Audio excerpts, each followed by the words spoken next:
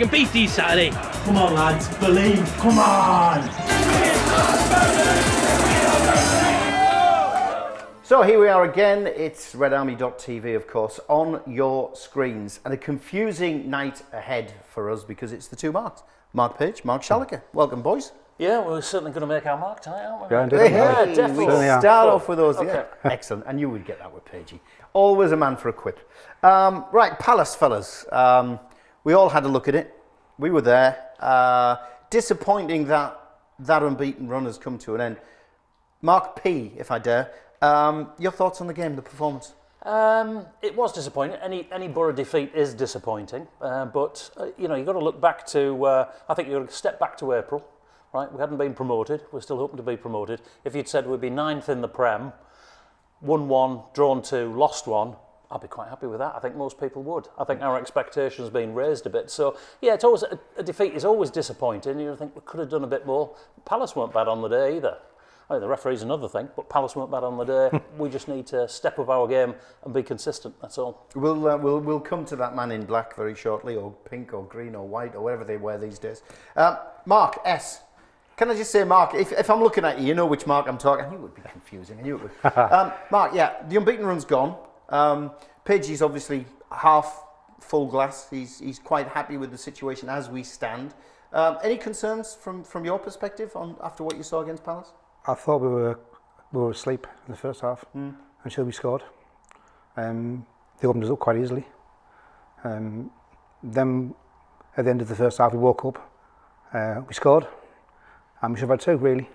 They did well and got a great out of it when he should have done better for my money. Came into the beginning of the second half and we fell asleep. Poor George had a nightmare. Well, these things happen, but he's been a great performer for us, hasn't he, in previous games. Mark, the fact it was Palace and not a Chelsea or an Arsenal or a Man U, that's ended the run, that's beaten us at home. I mean, that has given some people concern. It's like, oh, if we lose to Palace. Oh. Well, but will points come that we don't expect later in the season? Maybe they will. The important thing is, you know, we all think on form, the size of the club, how they perform, that we've got to be beating the Crystal Palaces, etc., i.e. bottom half teams. But never seems to work like that. We'll play out of our skins against Man U when they turn up. We'll give Chelsea a good game, and we lose some of the silly ones. But I mean, you know, that's football. But we'll forget about this when we start playing some of the bigger name teams and the better teams. But it's like anything. You can lose 3 points against anybody, but it would have been nice to get them against Palace. That's for sure. Yeah. But I mean, even though we think they're one of the lower teams, they spent far more money than us. You know, Benteke, of course, was rubbish at Liverpool. It was garbage. And he did okay. And he had a good season, then an off season with Villa. Then he was okay again.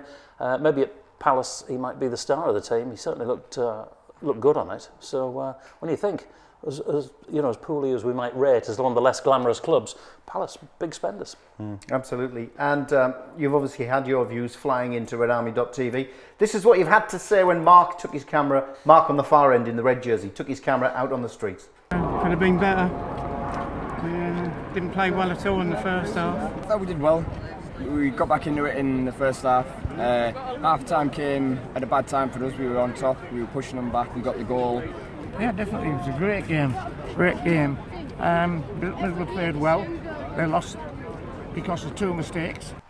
And just to cap off your views on what happened last weekend, quite a few tweets coming through actually. Got to say thanks to Stu, our king of social media, for gathering these. Matthew Norman, it's all about Adama Traore. Seems to have caught the eye. Came on, a little bit of a short appearance towards the end of the game, but Matthew Norman, g'day.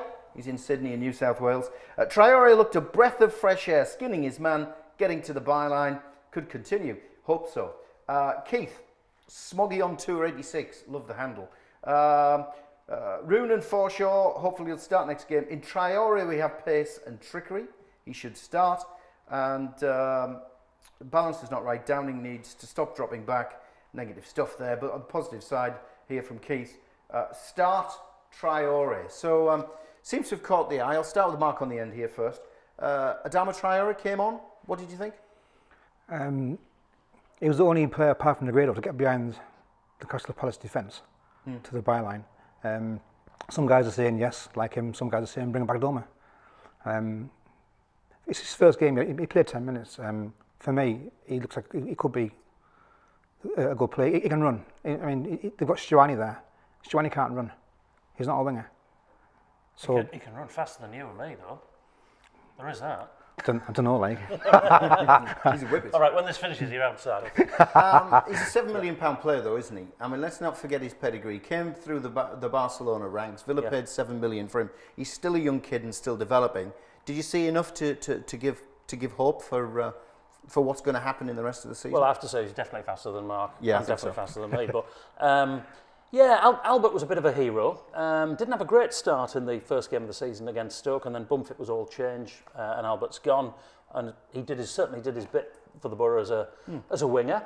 Traore has a better pedigree, if you like. But often with these players who've come through the ranks at Barcelona, been a fringe player, can they make it somewhere else? So let's hope that Villa was a bit of a blip because he hadn't performed, amazingly there. But that was only a year out of his relatively new career. I think and he did pick up injuries as well. He broke his foot during his time at Villa, so that'll have knocked him, surely. Oh yeah, it will do. And let's hope we haven't got an injury-prone player here. But the club would weigh that up of his injury record, how he did. If he hadn't played, I mean, look at Villa last season. A pretty atrocious team. Did anybody play well in that Villa team? We signed the goalkeeper of the team who got relegated. Yep, obviously Karanka rates Brad Guzan and also Traore as well. So we've picked two players from a relegated team. So he must have seen something in them, or the Borough scouts have seen something in them to bring them to the Borough and get them playing regular Premier League football. Well, we keep our fingers crossed that both of them turn out decent buys for the Borough. Just focusing on players and the tweets. Stuart Downing has been highlighted. James Bunce. Isn't it strange? Downing looks every inch a Premier League player right now. Didn't look anything like it last season. And Stuart Granger thought Clayton was poor today. Downing again looked good, as did Forshaw. So, Mark, Stewie Downing catching the eye. Maybe it's that bigger stage that's bringing out his better performances, is it? Different league, isn't it? I mean, Championship, they're there on you straight away. More space, more time. Premiership. To me, yes, much better player this season. He's running at players again, crossing balls like he used to. But last season he was a bit down. Got to mention Katie as well, just to finish this off. Katie's sent us a tweet. On a brighter note, Ben Gibson is bloody brilliant. Thank you for that, Katie. Like it. One question. Gaston came on. We needed a change. Gaston came on, and all of a sudden there was a difference. So obviously Stu, our social media guru, put a poll out and just asked the question, should Borough have started with Gaston? And I know it's been a talking point among fans. 69%, as you can see on the screen, said yes. Is that an easy one, Mark, just to say, yeah, Gaston should have started? Yeah, that is an easy one to say Gaston should have started because Gaston might have had a very ordinary game, a very average game and got subbed after 70, you don't know. He doesn't always play the games in full.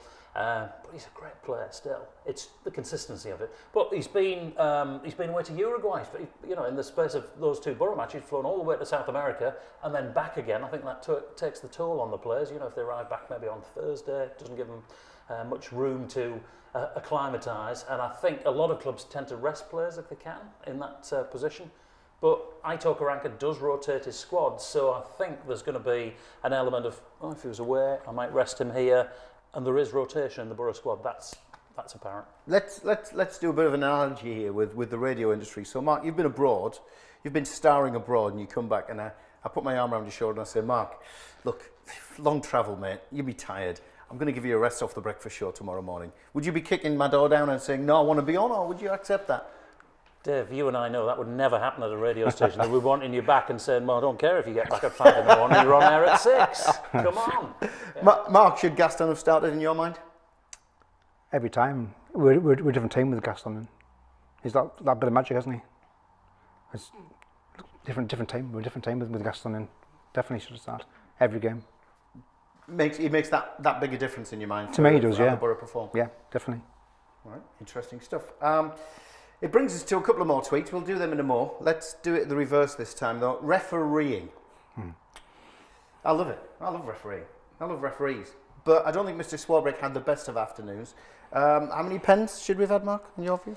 Difficult. I look back. I mean, every game I think we should have penalties left, right, and centre. Of course. I'm a Borough fan. Of course. So it's difficult. But I actually think, apart from when it's a Borough game, I actually think referees do really well because we watch it on Sky from 7 different angles. It's broken down, and you think, and it's actually over and done within a second, and then you see it slow mo from 7 different angles. The refs do really well seeing it. However, I still get miffed if the Borough don't get awarded a penalty here. So how many times were you miffed at the weekend? Possibly twice, because I go with the crowd. If the crowd go, whoa, and even if I didn't see it, because I'm at one end behind the goal, I'm at the furthest point from one of the goals, so, and we don't always get the replays, so, it is difficult to tell. I think maybe 1. We're in with a shout of 1, not 2, just 1. Mark, were we robbed? Of 1. Definitely 1. But not the other one. Not the other one. It was the puppet thing, it was the hand and leg together. It was, yeah. Okay, interesting views. Fans obviously thought we should have had 1. We did a poll, but it came out equal whether we should have had 1 or 2. I can sit on the fence, but I won't. We definitely should have had 1. Dead right. I agree with you, fellas. But you think differently, slightly differently anyway. Neil Devine, I normally take defeat on the chin, but I'll never see a worse display from a set of officials than that. Paddy Baller. 2 Borough blunders, wasted chances, but another poor refereeing performance. Welcome to the Premier League. Don't know what you're trying to say there, mate. Russ Johnson, disappointing result, and 2 certain penalties not given by the referee. Stu Whittingham, why oh why do we pay thousands of pounds for players and managers, yet match officials who are supposed to be professional are making decisions that are bordering on amateur and farcical? Why not tell it as it is, Stu? Interesting stuff. Fellas, we'll move on from the Palace game. But before we do that, I think it's high time we caught up with the news that's happening in and around the Borough on RedArmy.tv News. We start RedArmy News with the words all Borough fans want to hear. Parking issue solved. Well, almost. As RedArmy.tv promised, work has begun to make 750 car parking spaces available for fans attending the Spurs game. Now, land is currently being cleared next to the Navigation pub for around 170 cars.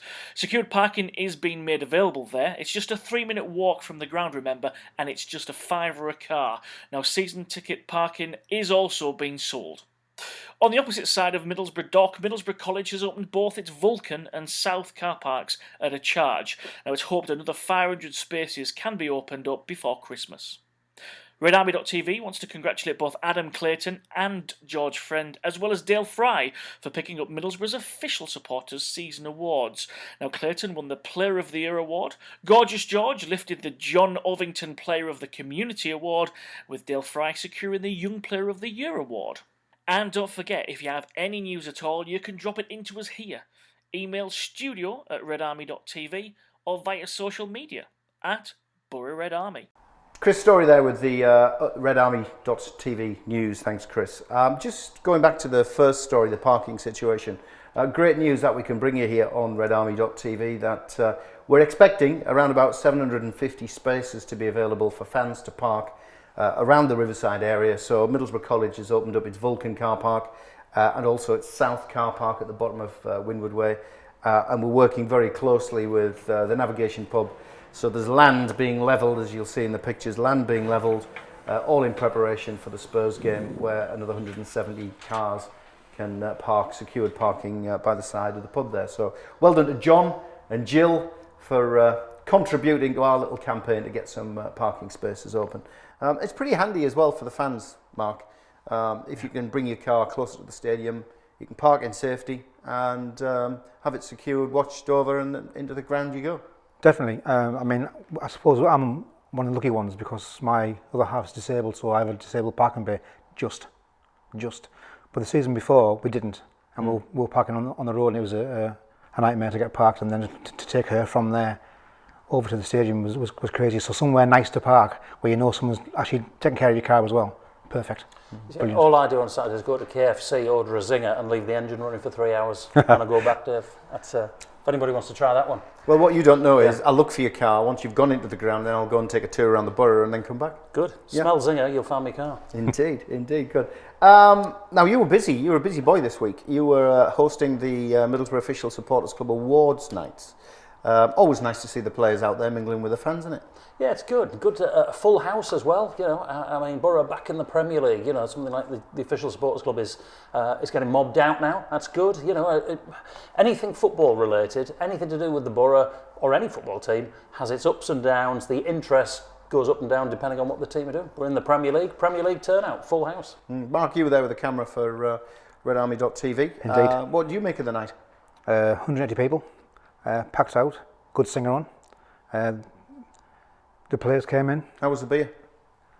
I was driving, so I was drinking Coke, so I don't know. But Rocky was getting quite a few down his neck, I can tell you. Yeah, and you had a chat with a couple of the players, which we'll come on to very shortly, but they seemed happy enough to be picking up awards. And they were very quiet, very polite. They had to leave early because it's a school night. Yep. It's a school night for the lads back in training the next day. And well, you'll see the ones who won the two main awards.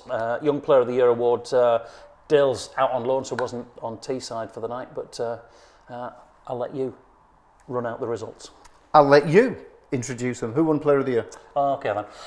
It was Adam Clayton, well deserved. He's been brilliant in his time at the Borough. He's been fantastic. He's got less hair now than he used to have as well. He used to have it here, there, everywhere. He's still got lots, but it's come in a bit. Community Player of the Year for the third year in a row, George Friend. I think he should just have a permanent award for that. And Dale Fry, Young Player of the Year. What did it feel like at that Brighton game? It's hard to put into words, to be honest. When everyone ran on the pitch and dived on us all and stuff, it was probably one of the best moments we've had on a football pitch. What's it like now adapting to Premier League? The crowd's had a new spin on it and everything's new. Massive support as well in the 2 home games. How much have you enjoyed it? Yeah, just challenging yourself against the best players and letting them come here and seeing what Middlesbrough's all about and the fans and getting everyone going. And it's obviously Saturday was disappointing, but Stoke was bouncing. We got a good result, and hopefully we can go away from home and get a good result on Saturday. I don't know if anybody else here thought before the Brighton game that in September we'd be 9th with a 1-1 drawn 2, lost 1. Who would have thought that would have been all right? Yeah, it's cool. So, excellent. So, Adam, how much are you enjoying your spell here at the Borough? How much are you enjoying your time being a Middlesbrough player? Obviously, after last season, it's obviously the best place to be. So, yeah, as long as it keeps going and we keep going in the right direction and climbing up that Premier League, then it's going to be a nice place to be. Okay, Adam, give him a round of applause again, please.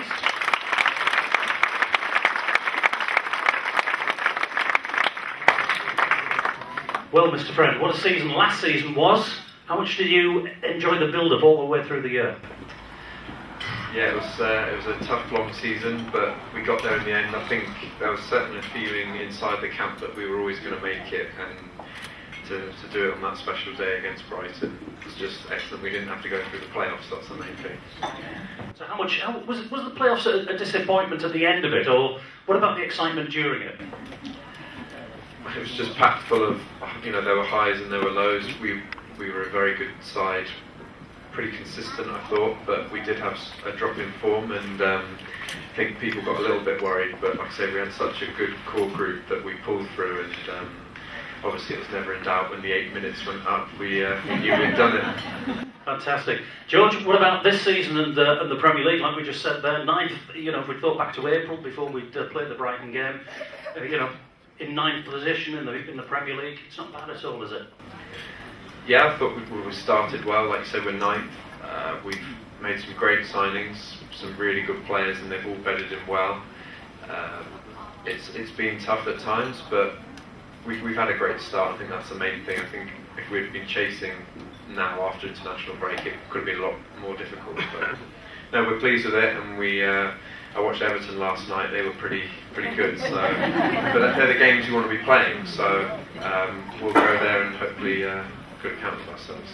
So congratulations to Clates and to gorgeous George, of course, and Dale Fry. Can't forget the Young Player of the Year award, and well done Mosque for putting on a decent night. Just before we move on to Everton, fellas, I love this. You know this Borough 140 thing that the Gazette do, where you can tweet with the hashtag Borough 140, and they ask for creative match reports or comments. We had to pull one off. Sorry, Gazette, for nicking your content. Size Insights. This is all to do with the Palace game. It was crystal clear to see, SEA, that the Palace showboat anchored the good ship Borough in a titanic struggle, but we're not sunk yet. Nice. Oh, bit of word association football there. Bit of creativity. We don't normally have it on the show. To Everton. Mark on the end. Fearing Lukaku by any chance? Now, yes. I mean, he hadn't scored since March, had he? And then he puts 3 past them the other day, just before we go down there on Saturday. So it should be an interesting, tight game. But I think we are good enough to get a draw from them. Fingers and everything else crossed. But hopefully we win. But I'll be happy with the draw. He is a bit special though, Lukaku, isn't he? On his day, It can be, yeah. I mean, it's funny, you know, we go from wanting Everton to win, and then supposed to wanting them to lose. They did great the other night. Just hope they're going to be rubbish on Saturday. Everton's good atmosphere at Everton. You know, I remember going years ago to see us play in the FA Cup. I think there's a replay. I can't remember if that was the game where Mogger put through his own net. Was behind the goal that night, and it was a great atmosphere, even though we lost. I remember once being in the posh seats in the director's box. There's a really funny thing that they've got there is it blows out jets of hot air on the back of your legs. So it's like a normal football match. You're cold, but your legs are really hot. It's a strange thing. Blow football. Blow football, yeah. Like if you're in the director's box. So how do you reckon we're going to do then, Mark? After last Saturday, I would like to see us. I'd like to see us get a draw. Draw away from home is good, but let's see if we can shock them. You know, I can't see Lukaku being on fire for 2 or 3 games. Players are up and down all the time, and plus he's not playing against Sunderland. No, that's a point. Yeah. Prediction, Mark? 1-0, Borough. 1-0 Borough. You think we'll nick a win, or do you think it's draw time? More likely a draw, I think, but I'd like to see us nick a 2-1 if we can. Yeah, fingers crossed. We do want victory, but I'll take a draw. Absolutely. Belts and braces. Give me it now, we'll settle for it. We don't even have to blow the whistle to start the game. Fellas, thank you for your time. Thanks for coming in. Pagey, we've spoken a couple of times and said, let's get you on the couch, so I hope it was painless. Yeah, it's nice settee, Dave. Nice settee. Good man. And apparently the DFS deal is still on, so well done. Excellent. Mark, thanks for your camera work and also for coming in front of camera this time. No problem. We will catch you next week, same time, same place. Fingers crossed that we get something back from Goodison. See ya.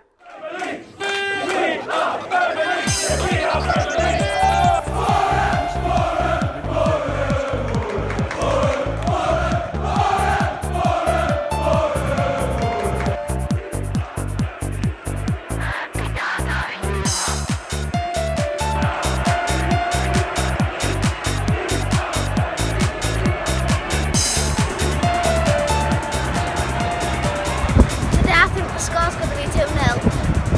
Gaston Ramirez, up the Borough. Come on, boy, we can beat these Saturday. Come on, lads, believe, come on!